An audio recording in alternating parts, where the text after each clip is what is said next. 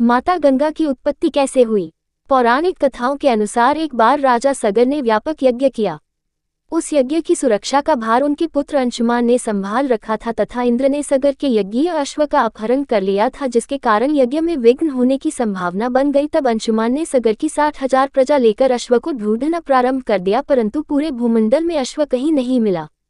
उसके बाद उन्होंने पाताल लोक में खोजने के लिए पृथ्वी की खुदाई की। खुदाई के उपरांत उन्होंने देखा कि यहाँ साक्षात भगवान महर्षि कपिल के रूप में तपस्या कर रहे हैं और उन्हीं के पास महाराज सगर का अश्व चल रहा था। उन्हें देखकर प्रजा चोर चोर चिल्लाने लगी, जिसके कारण महर्षि कपिल की समाधि टूट गई और ज्यों ही महर्षि कपिल ने अपने अग्नेय नेत्र खोले त्यों ही सारी प्रजा भस्म हो गई।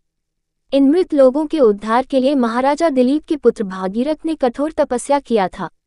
उनकी तपस्या से प्रसन्न होकर ब्रह्म जी ने उनसे वरदान मांगने को कहा। तब भागीरथी ने गंगा की मांग की।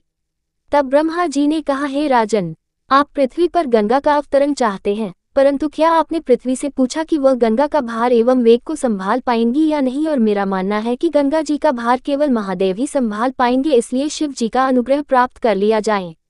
ब्रह्म जी के कहे अनुसार महाराज भागीरथी ने वैसे ही किया। उनकी कठोर तपस्या से प्रसन्न होकर ब्रह्म जी ने गंगा की धारा को अपने कमंडल से छोड़ा। तब भगवान शिव जी ने गंगा को अपने जटाओं में समेटकर जटाएं बांध ली, परंतु गंगा को जटाओं से बाहर निकलने का पथ नहीं मिल सका। अब महाराज भागीरथ को और अधिक चिंता होने लगी। उन्होंने पुनः भगवान शिव की आराधना करना प्रारंभ किया। तब भगवान शिव ने गंगा की धार को मुक्त करने का वरदान दिया।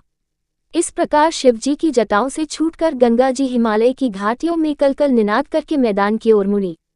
इस प्रकार भागीरथ पृथ्वी पर गंगा का अवतरण करके बड़े भाग्यवान हुए।